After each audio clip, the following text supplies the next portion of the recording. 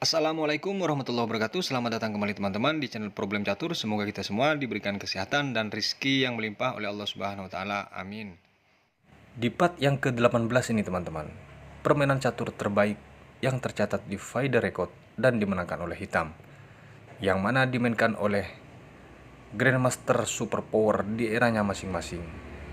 Juga mereka dengan tipikal dan gaya pembukaan yang berbeda-beda tentunya. Untuk partai pertama ini dimainkan oleh Ren Taylor megang buah putih, Bobby Fischer megang buah hitam di Chess Championship 1960. Dimulai dari D4, kuda F6, C4, G6, kuda C3, gajah G7 dan E4. King Indian Defense dimulai. Di posisi ini dari Fischer langsung rokade pendek E5 dan kuda diturunkan ke E8 teman-teman. Sekilas dari pembukaan ini, langkah hitam tertekan oleh pion sentrum.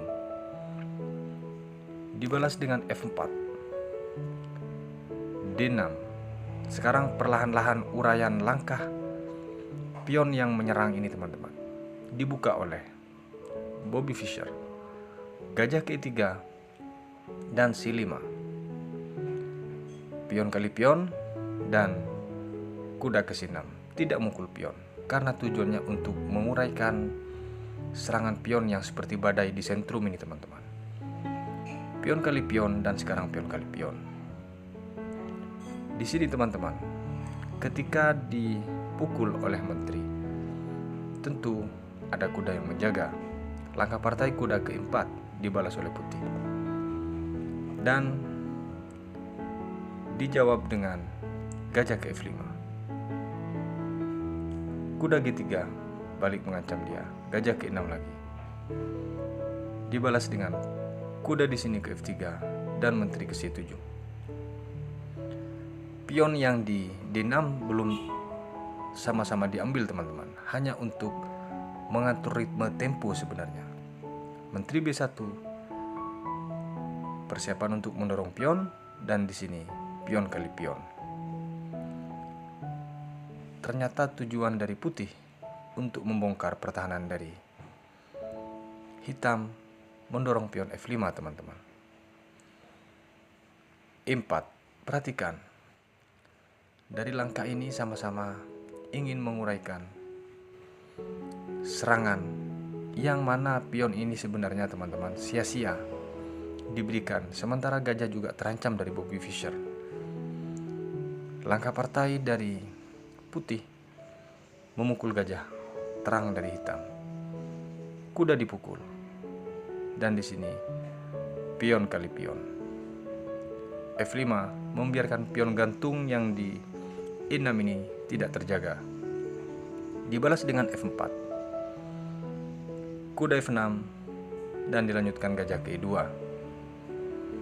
Dibalas dengan benteng ke E8 dengan mengancam pion raja F2. Dipukul pion ini karena tidak terjaga, benteng ke E1. Benteng ke E8 dilanjutkan gajah ke F3. Inilah detik-detik kombinasi yang sangat spektakuler dari Bobby Fischer teman-teman. Di langkah ini dari Bobby Fischer membuang kualitas dengan memukul gajah E3. Dipukul oleh benteng, dipukul lagi. Dan di sini tentu dipukul oleh raja teman-teman, karena sudah kehilangan satu perwira berat. Perhatikan di sini, secara perwira sama, tapi dari Fischer kalah kualitas.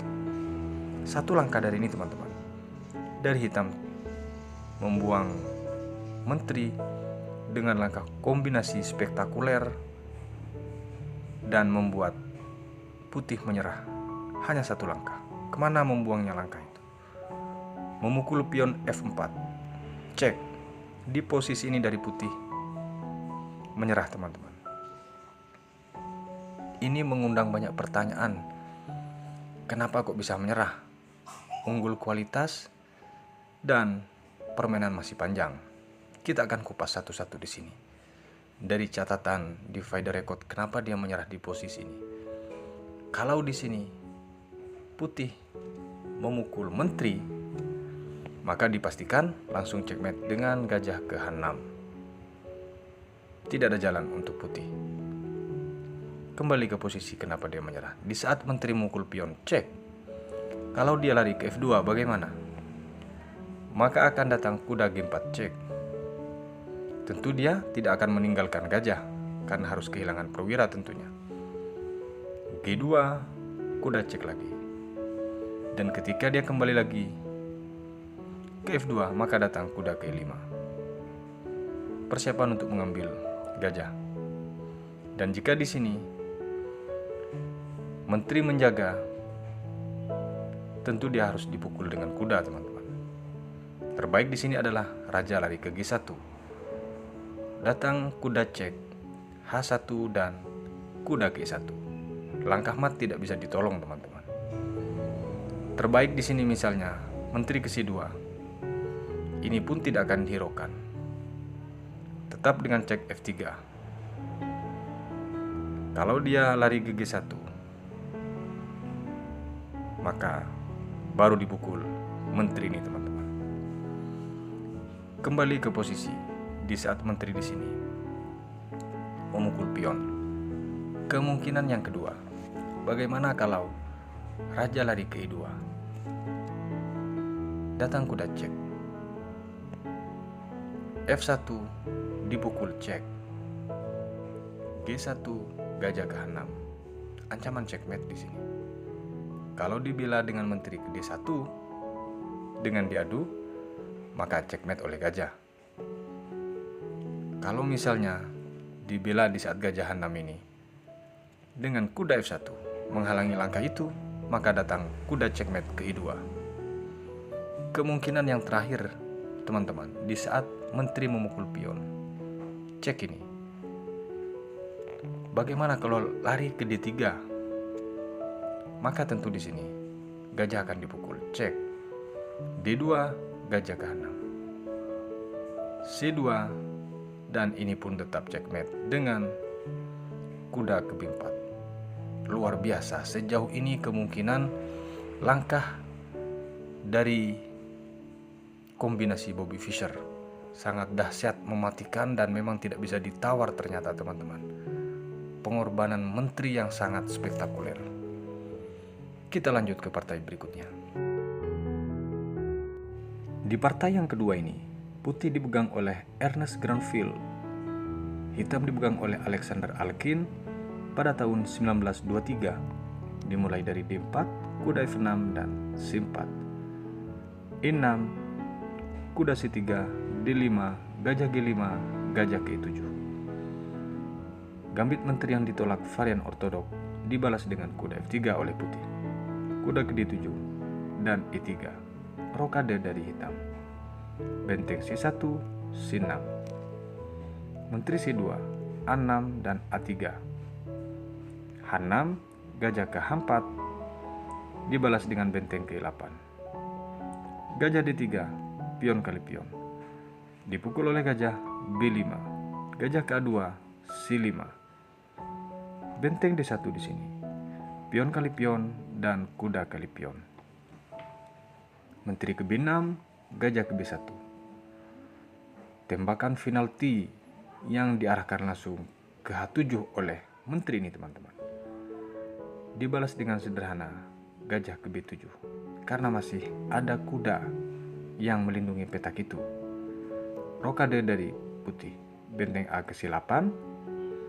Persiapan untuk mengepin kuda yang di C3 tentunya. Menteri di sini bergeser, kuda ke 5 dan di sini gajah memukul kuda, dipukul oleh gajah. Menteri C2 lagi dengan target tetap ingin mendobrak langsung checkmate tentunya. G6 dibalas oleh Alkin, menteri E2, kuda C4 dan di sini gajah ke4. Gajah G7. Langsung di sini pertukaran gajah dan dipukul oleh menteri. Benteng C1, E5. Langkah yang sederhana ini teman-teman membuat kerepotan langkah dari putih dipaksa untuk mundur. Kuda ke B3 dan E4. Kuda ke D4, benteng ke D8. Benteng ke D1, kuda ke E5. Langkah manuver yang susah dibaca dari Alekhine teman-teman dibalas dengan kuda ke A2. Dari hitam mencoba manuver kudanya ke B4 tentunya. Kuda ke D3 dibalas dengan benteng kali benteng dan dipukul oleh menteri. F3. Di sini langsung dipukul oleh benteng kuda yang di D4. Tentu di sini kualitas menang dari putih teman-teman. Kalau di sini dipukul oleh pion, maka akan datang langkah cek F1, kuda F4 dengan mengancam menteri. Dan menteri dipaksa untuk bergeser teman-teman. Kalau dia memukul pion, maka akan datang cek, yang mana mengharuskan dia lari ke E1 raja. Karena kalau ditutup dia akan kehilangan satu perwira. Kalau dia lari ke E1, kuda cek lagi. Semakin sempit langkah tentunya. D2, gajah ke E3. Dan ini memaksa menteri yang harus hilang. Dipukul dan cek di sini. Kuda di sini dipukul teman-teman. Kembali ke posisi di saat benteng memukul kuda. Bagaimana kalau di posisi ini benteng yang memukul kuda? Maka tentu di sini teman-teman dipukul dengan mengancam menteri. Menteri D2 bisa simpat, membiarkan pion tapi meloloskan diri. Jika di sini dipukul, cukup C2. Kalaupun dia menutup langkah, maka di sini tambah leluasa pergerakan benteng. Kembali ke posisi di saat benteng ini memukul kuda. Langkah partai di sini teman-teman. Ternyata sudah tahu efek kemungkinan langkah dari menukar kualitas, dia jawab dengan pion kali pion. Datang kuda ke F4 dengan tujuan mengancam menteri, sekaligus di sini peraduan benteng. Di sini dipukul oleh pion kuda teman-teman. Dan menteri ke C4. Mengajak peraduan menteri, yang mana kalau menteri dipukul, tentu dia harus kehilangan benteng.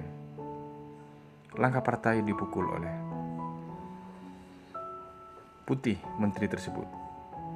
Dan yang tidak dia duga teman-teman adalah langkah cek dengan membuang tempo memukul benteng. Ini dipaksa bergeser. Kalau ditutup dengan menteri pun percuma. Tapi langkah partai memang betul-betul ditutup ke F1 teman-teman. Gajah cek dan langsung merebahkan raja dari putih. Karena tidak mungkin langsung dipukul oleh benteng. Hanya menjadi pertukaran saja. Tapi di sini langkah betul-betul mat teman-teman. Langsung menyerah dari putih. Kita lanjut ke partai berikutnya. Dan di partai yang ketiga nih teman-teman, putih dipegang oleh si raja kombinasi sepanjang sejarah, yaitu Mikkel Tal. Dan hitam dipegang oleh Fredrik Olafsson di Ruy Lopez Memorial Championship pada tahun 1975. Dimulai dari E4, D6, D4, G6, dan gajah C4, kuda F6. Pick defend dimainkan di partai ini teman-teman. Menteri ke-2, kuda C6, kuda F3, gajah G4, dilanjutkan dengan C3, E5 dibalas oleh hitam. Gajah ke B5, Mikkel Tal langsung mengepin kuda persiapan untuk mendorong pion. Di sini pion kali pion teman-teman. Pion kali pion dan kuda gede 7. Gajah ke-3 dibalas dengan gajah ke-7. Dipukul kuda ini, dipukul oleh pion dan kuda gede 2. Di posisi ini dari hitam langsung rokade pendek. Benteng C1. Mekeltal mengincar pion yang di C6. C5 dibalas dan di sini pion kali pion. Gajah di sini langsung mukul pion mengancam benteng. Datang benteng C2. Gajah G7 lagi. Langsung rokade dari Mekeltal. Benteng ke-8. Benteng D1. Dibalas dengan kuda di sini memukul pion. Dan gajah langsung memukul. Dipukul oleh pion, dipukul oleh benteng. Menteri ke D6. Benteng langsung C1. Gajah ke H6 dengan target memukul kuda di sini. Benteng kali pion. Di sini teman-teman, langkah dari hitam benteng ke D8 dengan target kuda yang di D2. Benteng ke C2 melindungi dan dibalas dengan gajah langsung memukul kuda. Dipukul oleh menteri. Mengajak pertukaran paksa. Jika di posisi ini teman-teman dipukul oleh benteng, maka akan datang menteri memukul benteng. Makanya pasti dilakukan langkah tadi. Kembali ke posisi. Ini membuat Mekeltal sedikit kebingungan. Akhirnya dia memukul gajah tersebut dengan menteri. Menteri ke F4. Malah dia memberikan menteri tapi di F4 jalurnya. Yang memaksa. Kalau di posisi ini menteri memukul atau Mekeltal menerima tawaran itu, maka datang cek D1.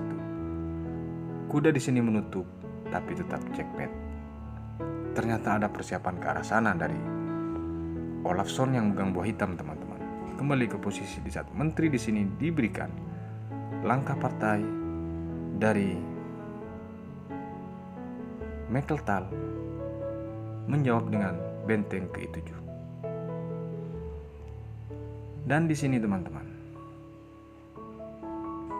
benteng ke F8 menolak tawaran itu. Sementara ancaman checkmate tetap. Menteri ke-5 di sini. Dia lupa kalau langkah ini sudah memang diprogram oleh hitam. Mekeltal menjadi kehilangan jati dirinya untuk membuang perwira dan seterusnya. Langsung datang cek benteng D1, jawaban hitam. Ditutup oleh kuda, menteri di sini G5. Lagi-lagi ancaman sekarang dua sisi. Dengan diadunya ini teman-teman, dari Mekeltal menyerah. Diberikan menteri kok malah menyerah? Kan mungkin itu pertanyaannya. Karena jika di sini dilanjutkan adalah harus kehilangan menteri atau benteng atau checkmate. Jika di sini menteri ke B4, langkah Mekeltal, kenapa dia menyerah? Maka akan datang gajah ke F3 dengan ancaman checkmate tentunya. G3 di sini dipukul. Perhatikan teman-teman. Malah memang sengaja diberikan menteri tersebut. C3 dia masih tetap mau menjawab atau ngotot untuk melangkahkan, mempertahankan tambah babak belur dengan menteri kali pion. Sekarang betul-betul checkmate yang tidak bisa ditawar. Kalaupun dia E3, maka dia tetap paksa dengan cek. Dipaksa untuk mukul dan checkmate. Kembali ke posisi di saat menteri diberikan ini. Yang biasa memberikan perwira atau si raja kombinasi ini, begitu diberikan sedikit bingung juga ternyata teman-teman. Kalau jawaban ini dibalas dengan benteng ke E5, maka akan dipukul tetap. Menteri B4 di sini A5. Diusir posisi dari menteri untuk penjagaan benteng yang di E1. Dan ketika F4 misalnya mencoba memainkan peranan dengan pertukaran, maka tentu akan dipukul. Dipukul, cek. Perhatikan teman-teman, selisih satu benteng dan satu gajah dari putih. Jadi hancur babak belur dari Mekeltal kalau dilanjutkan. Makanya di saat Menteri G5, Mekeltal langsung merupakan raja. Kita lanjut ke partai berikutnya. Di partai yang keempat nih teman-teman, putih dipegang oleh Stefano Tatai dan hitam dipegang oleh Anatoly Karpov di Las Palmas pada tahun 1977. Dimulai dari C4, C5, kuda F3, kuda F6, kuda C3, D5. Pembukaan Inggris dimulai teman-teman. Diterima, langsung dipukul oleh kuda mengajak pertukaran G3, dibalas dengan G6. Gajah G2, gajah G7 dan menteri langsung cek di sini. Kuda C6, kuda G5, dibalas dengan E6. Kuda G4 dengan target pion di sini teman-teman, dibalas dengan kuda ke B6. Setelah menteri ini terancam, B5 dia, pion tetap ditarget teman-teman. Dan di sini C4, target itu lepas karena dijaga oleh kuda. Kuda di sini keempat mengajak pertukaran, rokade dari Karpov, dan di sini kuda kali kuda dipukul. Langsung dipukul pion yang di C4. Sepertinya pion ini memang harus jatuh teman-teman, karena memang tidak bisa dibela. E5, menteri C2, dibalas kuda ke D4 dan B1. F5, kuda C3, E4. Badai pion yang mengarah ke serangan sayap raja ini teman-teman dibalas dengan D3 untuk menghentikan langkah itu. B5 mengabaikan langkah itu dan sengaja membuka celah di jalur pusat. Gajah ke E3, B4 dan kuda ke D1. Benteng ke E8 dan pion kali pion. Pion kali pion, gajah di sini kali kuda, dibalas dengan menteri kali gajah. A3, gajah G4. Di sini menteri C2 dibalas oleh putih teman-teman. Menteri langsung ke D3. Perhatikan, menteri di sini diberikan teman-teman, hanya dengan pion yang mana kemungkinan dari langkah ini masih panjang. Sekilas mungkin seperti itu teman-teman. Tapi masalahnya di sini, jika dipukul dengan menteri, akan datang pertukaran saja. Kalaupun di sini cek terlebih dahulu, raja ke-8 dan E4. Gajah F3 misalnya, akan datang benteng G1. Misalnya dibalas dengan benteng ke C8. Raja D2 dan gajah ke E2. Posisi ini menjadi tertekan yang tidak disukai teman-teman oleh putih. Makanya di saat posisi menteri D3 diberikan, langkah putih di sini menjawab dengan menerima tawaran itu, dipukul menteri dengan pion. Dia lupa bahwa ada kombinasi yang sangat pelik di langkah itu. Datang langsung pion sekaligus cek memukul dan mengancam menteri. D2 di sini teman-teman masih dicek dengan benteng. Artinya menteri tidak langsung dipukul, membiarkan dia leluasa terlebih dahulu tentunya. Dipukul pion, merasa akan hanya terjadi pertukaran kualitas. Datang langsung benteng ke D8 cek. Raja ke C4 langkah paksa. Sekarang menteri ini sudah tidak bisa atau tidak dijaga lagi teman-teman. Setelah dia lari ke C4, maka sekarang dipukul. Dipukul pion, gajah di sini ke D, benteng ke D2 lagi dan F3. Gajah ke F8 cek, dibalas dengan raja ke A5. Gajah D7, dengan ancaman checkmate tentunya nanti. Akhirnya dia langsung menyerah, teman-teman. Karena di sini kemungkinan checkmate sangat tinggi dan tidak bisa dibela langkah raja tersebut hanya dengan menggeser benteng. Kalau di posisi ini, kenapa dari putih menyerah atas langkah ini oleh Karpov? Misal dia ke B6, maka akan datang cek. Dia dipaksa untuk kembali lagi ke posisi semula. Kalau dia ternyata lebih masuk ke C7, maka akan datang C8 cek. Mukul pion, datang lagi, dilanjutkan dengan kuda C3 misalnya, dicek, dan di sini ke A6. Karena takut datang cek oleh gajah, maka di sini gajah ke C5. Persiapan untuk checkmate yang tidak bisa dibela. Kuda misalnya membendung langkah itu, tetap akan dicek. Kalaupun ditutup, tetap checkmate. Makanya langsung menyerah dari putih, teman-teman, di posisi gajah ke D7. Langsung menyerah. Kita lanjut ke partai berikutnya. Di partai yang terakhir ini, teman-teman, putih dipegang oleh Roberto Cifuentes dan hitam dipegang oleh Vadim Hotarogen pada tahun 1995. Dimulai dari D4, E6, kuda F3 dan D5, C4, kuda F6 dan kuda C3, dibalas dengan C6. Pembukaan catur semi Slav dengan bentuk bangunan awal gambit menteri yang ditolak, teman-teman. E3, kuda B ke D7 dan dibalas dengan menteri langsung C2. B6, gajah ke E2, gajah ke B7, rokade dari putih. Gajah ke E7, benteng D1 dan hitam langsung rokade. E4, pertukaran paksa yang harus dipukul salah satu pion ini, teman-teman. Akhirnya diterima dengan pion kali pion. E4, dipukul oleh kuda, dibalas dengan menteri C7. Dan di sini kuda C3, C5, D5. Pion kali pion dan pion kali pion.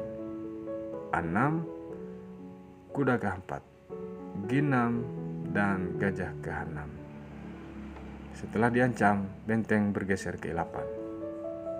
Menteri D2, gajah D6 dan G3. Tidak memberikan celah serangan dari putih, teman-teman.